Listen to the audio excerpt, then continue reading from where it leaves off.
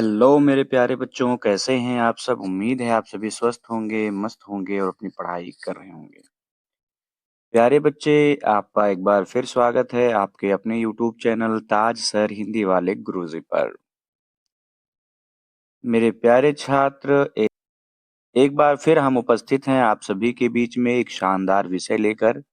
और आज का जो हमारा विषय है प्यारे बच्चे, आप देखते ही समझ गए होंगे कि आज फिर हम एक कक्षा 12 के पेपर था उसको हल करेंगे। और ये जो कक्षा 12 का पेपर है प्यारे बच्चे, ये है साहित्यिक हिंदी वाले बच्चों का 301 बीसी। ये आप देख सकते हैं प्यारे बच्चे, इस पेपर का कोड है। तो अगर आप साहित्यिक हिंदी वाले बच्चे हैं तो आप इस प्रश्न पत्र से आकलन कर सकते हैं कि आपका कितना नंबर आया।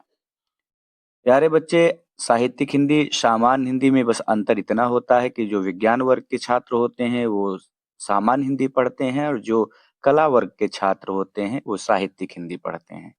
थोड़ी बहुत डिफरेंस अंतर दोनों हिंदी में होता है।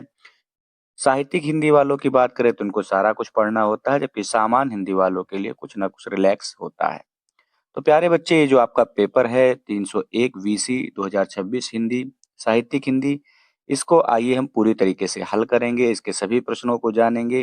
अगर आपका पेपर कोड भी यही है तो बिल्कुल आप आकलन कर लें कि आपका हिंदी में कितना नंबर आ सकता है। तो देर ना करते हुए प्यारे बच्चे आइए शुरू करते हैं। चैनल पे नए हैं तो चैनल को सब्सक्राइब कर दें, बेल आइकन दबा दें ताकि जैसे ही कोई वीडियो डाली जाए आप तक पहुंच जाए। प्यारे बच्चे, अब तक बहुत सारे मॉडल पेपर, चाहे वो कक्षा 10 के हों और चाहे कक्षा 12 के, जो 2026 के आपकी बोर्ड परीक्षा में आए हुए पेपर थे, उनको सॉल्व करके निरंतर चैनल पर अपलोड किया जा रहा है। आप अपने संबंधित प्रश्न पत्र कोड को देख करके ये जान सकते हैं कि आपका कितना नंबर हिंदी में आएगा, चाहे कक्षा 10 के छात्र हैं, चाहे 12 के। निरंतर इस चैनल पर असली पेपर जो 2026 का आया हुआ था, उसको पूरा उसका सॉल्यूशन, पूरा हल समझा करके चैनल पर डाल दिया गया है। तो आप जाकर वहां से देख सकते हैं। प्यारे बच्चे, आइए शुरू करते हैं। तो ये साहित्यिक हिंदी का पेपर है, इसमें भी आपको समय था 3 घंटे 15 मिनट और पूर्णांक था 100 नंबर का। प्रश्न पत्र को 15 मिनट पढ़ने के लिए निर्धारित थे और ये प्रश्न पत्र 2 खंडों में विभाजित था। दोनों प्रश्नों के खंडों को हल करना अनिवार्य था। आइए खंड का को देखते हैं प्यारे बच्चे, चाहे आप साहित्यिक हिंदी वाले हों चाहे सामान्य हिंदी वाले हों, पहले जो 10 आपके आने थे बहुविकल्पीय प्रश्न आने थे खंड का में। तो आप देख रहे हैं खंडका की शुरुआत हो चुकी है और खंडका के पहले जो 10 प्रश्न थे प्यारे बच्चे, वो बहुविकल्पीय रहे होंगे। पहला प्रश्न में पूछा गया है, तेजस्वी मन के लेखक कौन है? तेजस्वी मन नहीं, पूरा क्वेश्चन पूछा जाना चाहिए था तेजस्वी मन के संपादित अंश। तो इसका जो सही जवाब है प्यारे बच्चे, डॉक्टर एपीजे अब्दुल कलाम ने लिखा है। आपका सबसे लास्ट वाला पार्ट है, लास्ट से पहले वाला पार्ट है जिसको हम और हमारा आदर्श नाम से उसके जस्ट नीचे ही ये लिखा हुआ है तेजस्वी मन के संपादित अंश। तो अगर आपने ठीक तरीके से ये लगाया होगा विकल्प तो आपका सही है। दूसरा प्रश्न पूछा गया है कि वसुधा नामक पत्रिका के संपादक कौन है? तो वसुधा के संपादक बिल्कुल हरिशंकर प्रसाई जी हैं और हरिशंकर प्रसाई ने ही इसका संपादन किया। हरिशंकर प्रसाई जी को हिंदी व्यंग्य का आधार स्तंभ भी कहा जाता है और ये इन्होंने कक्षा 12 में निंदा रस लिखा है प्यारे बच्चे। तो अगर दूसरे का आपने तीसरा लगाया, यानी खा का तीसरा लगाया है तो आपका बिल्कुल सही है। अगला प्रश्न है, पूछा गया है प्यारे बच्चे कि प्रोफेसर जी सुंदर रेड्डी द्वारा लिखित निबंध कौन सा है? तो भाषा और आधुनिकता बिल्कुल सही है। अगर आपने भाषा और आधुनिकता लगाया है तो आपका बिल्कुल सही है प्यारे बच्चे। आगे पूछा गया है कि भाषा की साधारण इकाई। अब देखिए, अगर आपसे ये सब प्रश्न पूछे जा रहे हैं तो इसका मतलब जो आपका पेपर था वो बहुत सरल आया था। तो भाषा की सबसे छोटी इकाई जो होती है वो आप वर्ड कहते हैं, वर्ड के बाद शब्द बनता है। तो शब्द जो है वो भाषा की सबसे साधारण इकाई है, इसको आप कह सकते हैं, आप शब्द लगा सकते हैं। आपका बिल्कुल सही गया होगा अगर आपने शब्द लगाया होगा। अगला प्रश्न पूछा गया कि जगत गुरु शंकराचार्य किसकी रचना है? तो पंडित दीनदयाल उपाध्याय की रचना है। इन्होंने प्रगति के मापदंड आपकी कक्षा 12 में लिखा है। तो अगर इस तरीके से आपने पांचों प्रश्न के विकल्प लगाए होंगे तो सही मान के चलें। आइए आगे बढ़ते हैं। अगला है प्यारे बच्चे आपका दूसरा नंबर प्रश्न, आप देख सकते हैं दूसरा नंबर प्रश्न अब शुरू हो गया है। पहला पूछा गया इसमें दूसरे नंबर प्रश्न में कि दिनकर को ज्ञानपीठ पुरस्कार किस पे मिला? तो प्यारे बच्चे, दिनकर जी को ज्ञानपीठ पुरस्कार उर्वशी पे मिला। अगर आपने उर्वशी लगाया है तो बिल्कुल सही लगाया है। अगला पूछा गया है कि महादेवी वर्मा का जन्म स्थान कौन सा है? फर्रुखाबाद। अगर आपने लगाया है प्यारे बच्चे तो एकदम गजब किया है। अगला प्रश्न पूछा गया है प्रकृत के सुकुमार कवि कौन है? सुमित्रा नंदन पंत जी हैं। ये आपका सामान्य हिंदी वाले पेपर में भी प्रश्न आया था। तो अगर आपने सुमित्रा नंदन पंत को लगाया है, तो बिल्कुल सही लगाया है। अगला प्रश्न पूछा गया कि सूर्यकांत त्रिपाठी निराला का जन्म कब हुआ? तो 1896 ईस्वी में मेदिनीपुर बंगाल में हुआ था। अगर आपने ये लगाया है तो बिल्कुल सही, सूर्यकांत त्रिपाठी निराला को ही महाप्राण कहा जाता है प्यारे बच्चे। आगे पूछा गया है, कामायनी का पात्र नहीं है प्यारे बच्चे, तो जो कामायनी है उसमें आपके 15 सर्ग हैं और उसका जो पात्र नहीं है वो ध्रुव स्वामी इसका पात्र नहीं है। अगर आपने इसका लगाया होगा तो बिल्कुल सही है, क्योंकि श्रद्धा भी है, इड़ा भी है, कुमार भी है, सारे कामायनी महाकाव्य के पात्र हैं। तो अगर आपने ध्रुव स्वामी लगाया है तो एकदम गजब। तो आप बताइए अब 10 में से आपका कितना सही है? अगर 10 में से 10 सही है तो आपने एकदम गजब काम किया होगा। और सही कब होगा? जब आपने हिंदी साहित्य के इतिहास के सभी वीडियो को ठीक तरीके से देखा रहा होगा प्यारे बच्चे। आइए अब हम तीसरे प्रश्न पे बढ़ते हैं। तो प्यारे बच्चे, जो तीसरा प्रश्न था आपका गद्यांश था, चाहे आप साहित्यिक हिंदी वाले चाहे सामान्य हिंदी वाले, गद्यांश से आया था। इसमें आपका आया हुआ है, रविंद्रनाथ ने भारतवर्ष को महामानव समुद्र कहा है, विचित्र देश है, यहाँ असुर आए, आर्य आए, शक आए, हूण आए, नाग आए, यक्ष आए, गंधर्व आए, न जाने कितनी मानव जातियां यहाँ आई और आज के भारत को बनाने में अपना योगदान लगा गईं। जिसे हम हिंदू रीति नीति कहते हैं, वह अनेक आर्य और आर्यतों के उपादानों का मिश्रण है। एक एक पशु, एक एक पक्षी, ना जाने कितनी स्मृतियों का भार लेकर हमारे सामने उपस्थित है। अशोक की अपनी स्मृति और परंपरा है, आम की है, बकुल की है, चंपे की है, सबका हमें मालूम है। तो प्यारे बच्चे देख सकते हैं, जो आपका ये गद्यांश आया हुआ है अशोक के फूल से आया हुआ है। मैंने कितनी बार आपको बताया था। अगर आपने अशोक के फूल वाला वीडियो ठीक तरीके से देखा था तो आप बिल्कुल कर ले गए होंगे। तो पाठ के गद्यांश के लेखक और पाठ का, तो लेखक का नाम है डॉक्टर हजारी प्रसाद द्विवेदी और पाठ का नाम है अशोक के फूल। अगला जो आपसे प्रश्न पूछा गया रेखांकित अंश की, तो देख सकते हैं रेखा यहाँ 2 लाइन नीचे लगी हुई है। तो प्रस्तुत अंश में लेखक कहते हैं कि एक एक पशु, एक एक पक्षी, ना जाने कितनी यादों का भार लेकर हमारे समक्ष उपस्थित है। अर्थात एक एक पक्षी में, एक एक पशु में ना जाने कितनी कहानियां सम्मिलित हैं। उसी प्रकार अशोक की भी अपनी स्मृति और परंपरा रही है। आम की भी है, बकुल की भी है, चंपे की है। क्या सब हमें मालूम है? अर्थात हमें सारा कुछ मालूम नहीं है, लेकिन अपनी अपनी स्मृति परंपरा सबकी रही है। आपको यही बता देना था प्यारे बच्चे। अगला पूछा गया है, रविंद्रनाथ ने महामानव समुद्र किसे कहा है? तो पहली लाइन में ही भारतवर्ष को कहा है। अगर आपने ऐसा लिखा होगा तो बिल्कुल सही है। भारतवर्ष के निर्माण में किन-किन जातियों का, तो देख सकते हैं आप यहाँ भारतवर्ष के निर्माण में असुर, आर्य, शक, हूण, नाग, यक्ष, गंधर्व आदि जातियों का सहयोग रहा है। ठीक है। अगला पूछा गया है उपर्युक्त गद्यांश का उद्देश्य क्या है? तो इस उद्देश्य में आपको प्रसंग बताना था कि उपर्युक्त गद्यांश में लेखक ने भारत में पाई जाने वाली जातियों की विभिन्नता का वर्णन किया है। तो आप बस इतना आपको बता देना था प्यारे बच्चे। तो अगर इस तरीके से आपने लिखा है प्यारे बच्चे तो आपका एकदम गजब होगा, एकदम सही होगा और आपको 10 नंबर मिल जाएँगे। आइए जो इसका अथवा करके आया था उसको भी देख लेते हैं। तो प्यारे बच्चे अगला जो आपका आया था तेजस्वी मन के संपादितन हम और हमारा आदर्श से ही आया था। डॉक्टर अब्दुल कलाम साहब ने लिखा है, विकसित देशों के समृद्धि के पीछे कोई रहस्य छिपा नहीं है। ऐतिहासिक तथ्य बस इतना है कि इन राष्ट्रों ने G8 के नाम से पुकारा जाता है, लेकिन पीढ़ी दर पीढ़ी इस विश्वास को पुख्ता किया कि मजबूत और समृद्ध देश उन्हें अच्छा जीवन बिताना है, तब सच्चाई उनकी आकांक्षाओं के अनुरूप ढल गई। ठीक है। तो ये देखिए किससे आया है प्यारे बच्चे, तो संदर्भ आपको हेडिंग डालना था, लिखना था प्रस्तुत गद्यांश हमारी पाठ्य पुस्तक हिंदी गद्य खंड के हम और हमारा आदर्श नामक शीर्षक से उद्धृत है, जिसके लेखक डॉक्टर एपीजे अब्दुल कलाम जी हैं। तो आपका संदर्भ पूरा हो जाता है। दूसरा रेखांकित अंश की व्याख्या की गई है। तो प्रस्तुत अंश में लेखक कहते हैं कि जिन देशों को G8 के नाम से पुकारा जाता है, वहां के लोगों ने समय दर समय अपने इस विश्वास को मजबूत किया कि वह एक समृद्ध देश में, विकसित देश में जीवन बिता सकते हैं और उनकी यह सच्चाई उनके इच्छाओं के अनुसार ढल गई। अर्थात उन्होंने कठिन परिश्रम और मेहनत से अपने आप को विकसित देश में स्थापित किया। तो इतना आप लिख देते तो आपकी व्याख्या कंप्लीट हो गई थी प्यारे बच्चे। ठीक है। आइए अगला जो प्रश्न पूछा गया है कि G8 के लोगों ने किस बात को मजबूत किया, तो आप देख सकते हैं किस बात को मजबूत किया। तो G8 के लोगों ने, यहाँ से आपको लिख, G8 को लोगों ने इस बात को मजबूत किया कि वह समृद्ध देश में अच्छा जीवन बिताना है, कि उन्हें समृद्ध देश में अच्छा जीवन बिताना है। ठीक है। तो इतना अगर आप लिख देते तो आपका उत्तर पूरा हो जाता है। लेखक का मजबूत और समृद्ध देश से क्या तात्पर्य है? लेखक का मजबूत और समृद्ध देश से यह तात्पर्य है जिसमें प्रत्येक व्यक्ति समान भाव से रह सके, प्रत्येक को आजीविका चलाने के लिए सभी सुख सुविधाएं उपलब्ध हो सके और सरकार सभी की बराबर सहयोग कर सके। तो इतना अगर आप लिख देते तो आपका उत्तर पूरा हो जाता। लेखक अच्छा हो गया। अच्छा, ये एक प्रश्न छूट गया इसमें, किसकी समृद्धि के पीछे कोई रहस्य छिपा नहीं है? तो विकसित देशों, यहाँ आप देख सकते हैं लिखा हुआ है कि विकसित देशों के पीछे, समृद्धि के पीछे कोई रहस्य छिपा नहीं। तो बहुत आसान प्रश्न है, अगर आपने ठीक तरीके से पद्यांश गद्यांश को पढ़ा होगा तो एकदम गजब करके आए होंगे।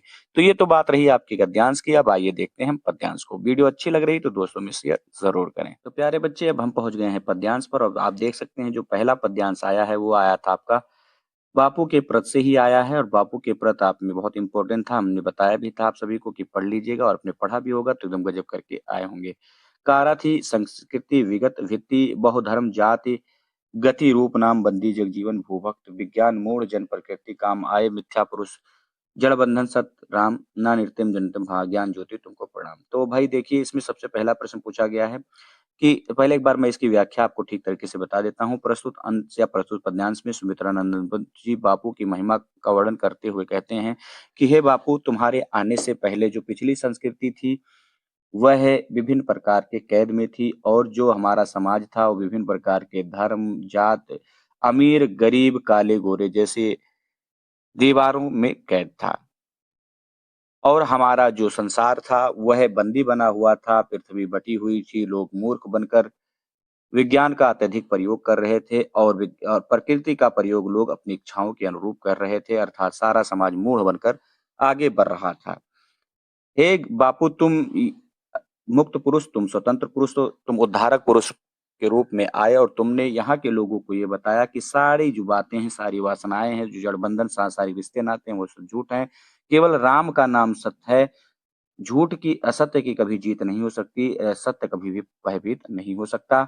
हे ज्ञान के प्यारे ज्योति बच्चे, बापू इसमें यही आया था और कुछ आया नहीं था, और इस तरीके से आप कर सकते थे। तो पहला प्रश्न इसमें जो पूछा गया है कि विगत संस्कृति में कौन-कौन सी दीवारें थीं, तो सबसे ऊपर ही लिखा हुआ है कि पिछले विगत संस्कृति में धर्म, जात, गति, रूप, नाम आदि की दीवारें थीं। बस इतना आपको बता देना था। जड़, मिथ्या, बंधन, सतराम ये उद्घोष करने कौन आया? तो ये उद्घोष करने महात्मा गांधी अर्थात बापूजी आए। ये आपको लिख देना था। ना अनिर्तम जयत सत्यम, ठीक है? तो इसको आपको इसका अर्थ बताना था, तो इसको ये संस्कृत लिखा हुआ है।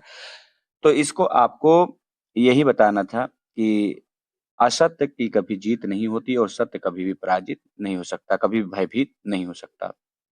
रेखांकित अंश की व्याख्या करनी थी, तो प्रस्तुत अंश में कवि कहते हैं कि हे बापू, तुम्हारे आने से पहले हमारी पिछली संस्कृति विषय वासनाओं की कैद में थी, और हमारा जो समाज था वो विभिन्न प्रकार के जाति धर्म अमीर गरीब जैसी दीवारों में कैद था, संसार का जीवन कैदी बना हुआ था, धरती बटी हुई थी। तो यही आपको बता देना था। कविता के कवि और शीर्षक का नाम, तो कविता के शीर्षक है बापू के प्रत, और कवि का नाम है सुमित्रानंदन पत। जो आपने ऐसा लिखा होगा तो एकदम गजब नंबर आपको मिलेगा। अगला प्यारे बच्चे, जो आपका अथवा करके आया उसको भी देख लेते हैं। तो अथवा ये सामान हिंदी वालों में भी आया था और आप में भी यही आ गया है, बस क्वेश्चन थोड़े से बदले हुए हैं। तो पराग दुख की पिछली रजनी बीच किससे आया है? तो ये आया हुआ है श्रद्धा और मनु से। दुख की पिछली रजनी भी सुख विकसता सुख का नवल प्रभात, एक पर्दा यह झीना नील जिसमें छिपाए है सुगात। तो ये जो आया है प्यारे बच्चे आपका श्रद्धा मनु से आया है, जिसमें श्रद्धा मनु के हताश निराश मन को प्रेरित कर रही है कि तुम्हें ज्यादा घबराने की जरूरत नहीं है हे मनु। जिस प्रकार दिन के जाने के बाद सवेरा आता है, उसी प्रकार दुख के जाने के बाद सुख आता है। और ये जो दुख रूपी रात्रि देख रहे हो, जब ये जाएगी तो नया सुख रूपी सवेरा अवश्य आएगा। तो यही बात इसमें बताई गई है। तो किससे आया है? तो ये जो आपका आया हुआ है, एक बार मैं अच्छा व्याख्या कर देता हूँ प्यारे बच्चे। प्रस्तुत अंश में श्रद्धा मनु के हताश निराश मन को प्रेरित करते हुए कहती है कि हे मनु, दुख के ही पिछली रात्रि के बीच सुख का नया सवेरा उत्पन्न होता है, अर्थात रात्रि के समाप्त होते ही सुख आता है, उसी प्रकार दुख के समाप्त होते ही सुख आता है। और ये जो पर्दा देख रहे हो, यह एक दुख रूपी रात्रि रूपी पर्दा है, जो अपने अंदर सुख रूपी शरीर को छुपाए हुए, अर्थात रात्रि रूपी पर्दे के रात्रि समाप्त होने के साथ ही सुख दिखाई देने लगेगा। तो यही बात उसमें समझा रही है। उपर्युक्त पद्यांश में कवि और कविता का नाम बताना था, तो कवि का नाम है जयशंकर प्रसाद और कविता का नाम है श्रद्धा मनु। प्रसंग प्रसंग मैंने आपको बता दिया, तो प्रसंग आपको कुछ इस प्रकार लिखना था, प्रसंग हेड डालना था और लिखना था प्रस्तुत पद्यांश में श्रद्धा मनु के हताश निराश मन को प्रेरित करते हुए कह रही है कि मनु, दुख और सुख मानव जीवन के दो पहलू हैं जो निरंतर आते रहते हैं। तो आपको ये बता देना था बस।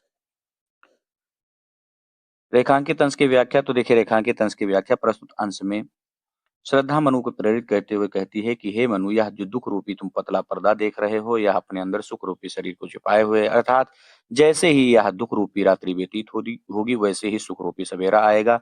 दुख के जाने के बाद तुम्हारे जीवन में सुख जरूर आएगा, इसलिए तुम कर्मशील बनो और निरंतर कर्म में रत रहने की प्रेरणा लो। तो यही बात बताई गई है। आप इस तरह से लिखते तो आपका पूरा नंबर मिलेगा। श्रद्धा किसके हताश मन को प्रेरणा दे रही है, तो मनु यहाँ आपको लिखना था।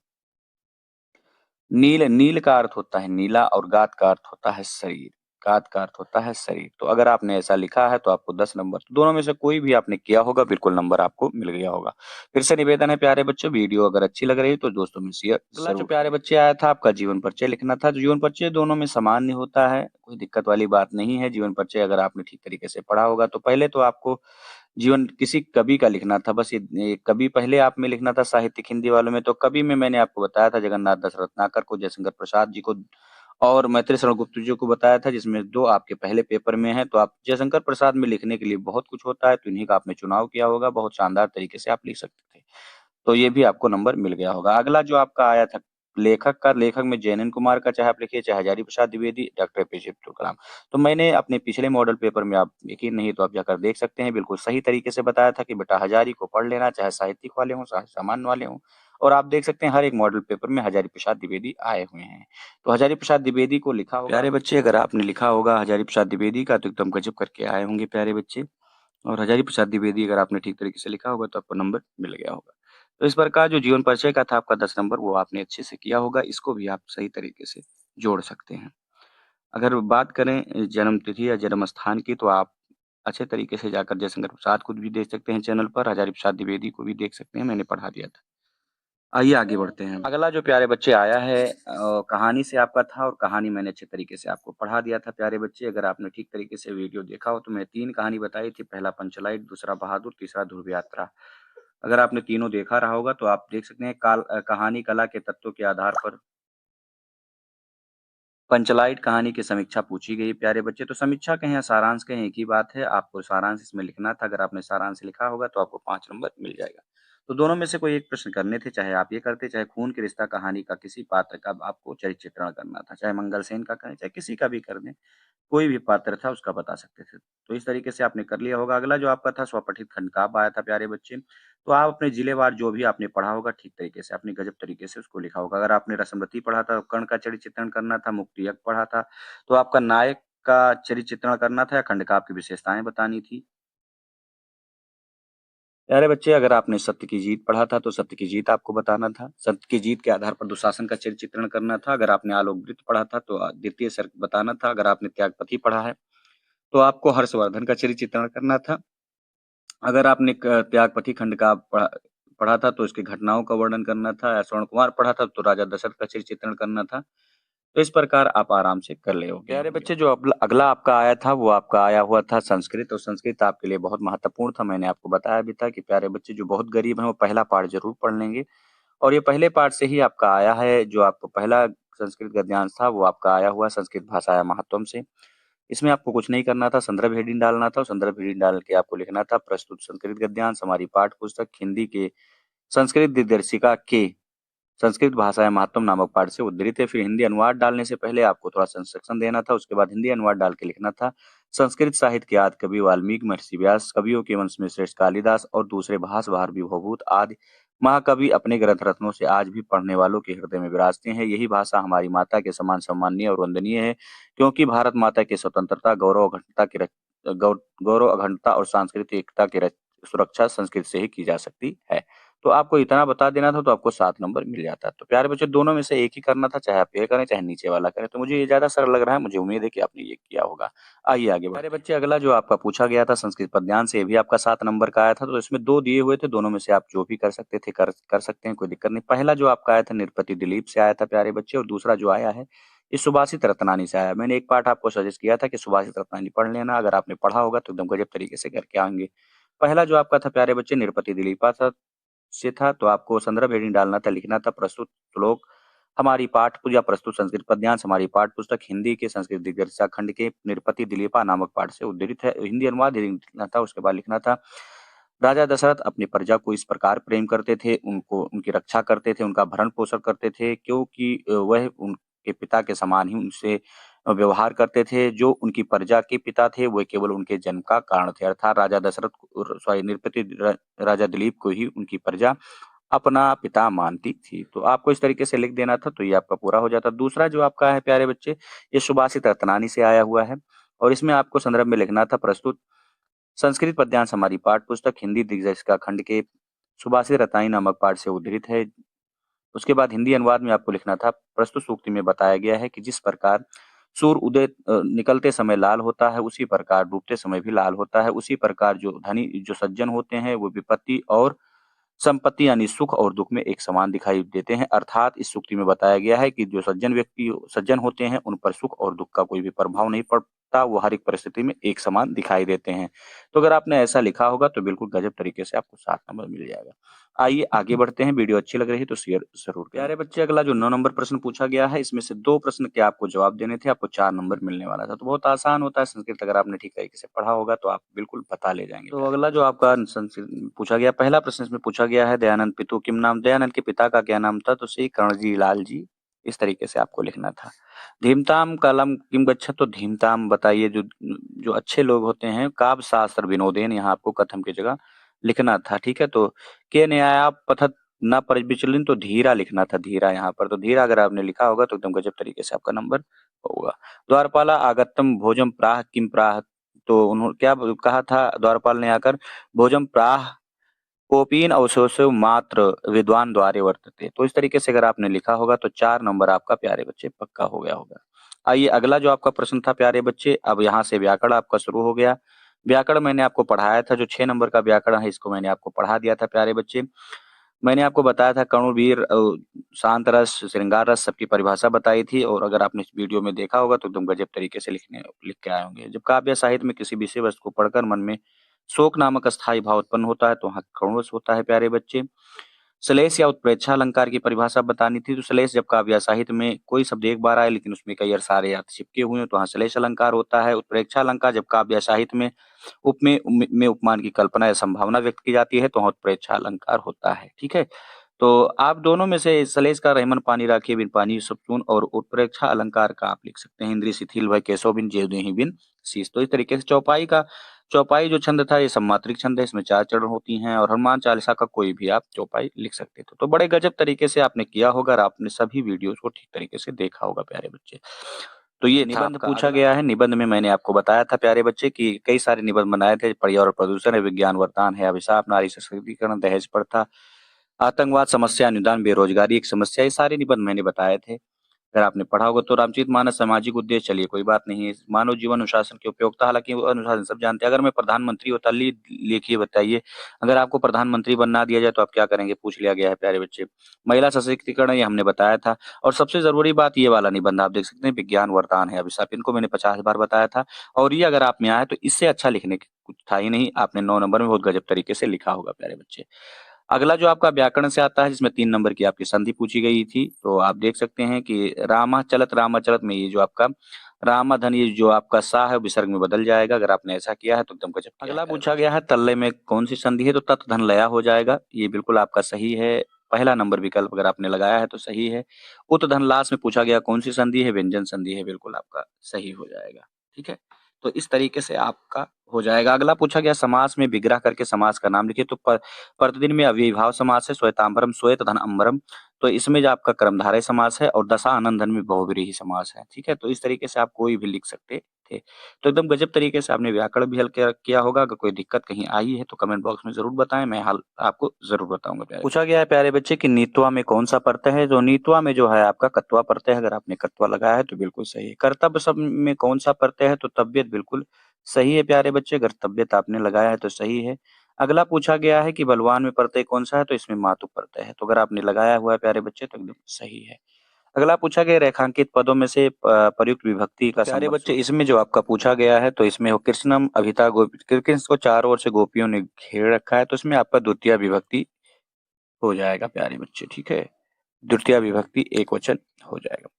अगला पूछा गया पुत्रेण सह पिता गच्छ, पुत्र के साथ पिता जाता है, तो पुत्र के साथ बताइए के साथ कहाँ आता है, तो कर्ता ने कर्म को करण, करण हो जाएगा, करण। और सा पदेन खज्जा व हाथ से रहित है, तो इसमें जो आपका अधिकरण हो जाएगा, ठीक है? तो इस तरीके से अगर आपने लगाया होगा तो सही होगा। अगला जो पूछा गया है कि अपने प्रधानाचार्य को छात्रवृत्ति के आवेदन के लिए पत्र लिखे, तो मैंने बताया था। और खेल-कूद सामग्री को ध्यान दिलाते हुए पत्र लिखे, तो ये भी मैंने आपको बताया था। तो बहुत आसान था प्यारे बच्चे, मुझे उम्मीद है कि आप करके आए होंगे और आपने बिल्कुल गज़ब स्कोर किया होगा, 95 पार ही गए होंगे। जिन-जिन बच्चों का 90 प्लस है वो कमेंट बॉक्स में ज़रूर बताएँ। पूरा वीडियो आपने देखा प्यारे बच्चे, इसके लिए आपको दिल से धन्यवाद। कोई सवाल है आपके मन में तो कमेंट बॉक्स में पूछ सकते हैं। अगर वीडियो अच्छी लगी तो अपने 10 दोस्तों तक, अपने जितने भी दोस्तों तक भेज सकते हैं तो भेज दें, क्योंकि उनका भी हित हो जाएगा और वो आपको भी आशीर्वाद देंगे। बाकी बची हुई आपकी सभी परीक्षा के लिए आप सभी प्यारे बच्चों को दिल से धन्यवाद और बहुत सारी शुभकामनाएँ कि आपकी परीक्षा अच्छी हो। मुझे उम्मीद है कि आप एकदम गज़ब परीक्षा में कर रहे होंगे। जो गलती इस पेपर में हुई उसको ना दोहराएँ। पूरा वीडियो आपने देखा प्यारे बच्चे, इसके लिए आपको धन्यवाद।